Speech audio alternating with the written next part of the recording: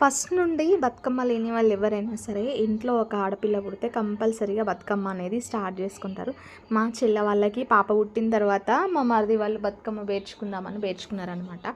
So ఇక పోయిన సంవత్సరం నుండి మాకు ఇట్లా గుంక పువ్వు తీసుకొచ్చుడు, పట్టుకుచ్చు తీసుకొచ్చుడు మాకు ఒక పని అయిపోయింది ఇక. ఎందుకంటే మనకు ఒకరికి ఉంది అంటే మనం కంపల్సరీగా చేయాల్సిందే. ఎందుకంటే సిటీలో కొంచెం కష్టం కదా.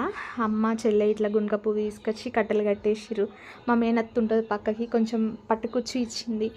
అండ్ ఇట్లా నాకు ఒక ప్లాన్ వచ్చింది, దవనమాకులు కట్టెలు కడితే బాగుంటుంది కదా అని చెప్పేసి మా చెల్లె వాళ్ళకి చెప్తే సరే అక్క అంది. మా పెద్దన్న వాళ్ళ దగ్గర దవనం ఉంటే నేను మా వదిన దగ్గరికి వెళ్ళి తీసుకొచ్చిన దవనం కూడా కట్టెలు కట్టినాము. మీరు కూడా ఒకసారి ట్రై చేయండి అబ్బా, బాగుంటుంది కావచ్చు గుంక పువ్వు పైన దవనం పెడితే. సో ఇంకా మా చెల్లి అయితే అన్ని కట్టెలు కట్టేసుకున్న తర్వాత సర్దుకుంటుంది. మా అమ్మ వచ్చింది, అమ్మ కూడా కొన్ని కట్టెలు కట్టింది, దాదాపుగా వాళ్ళే ఎక్కువ కట్టిరు. సో ఇంకా సర్దుకొని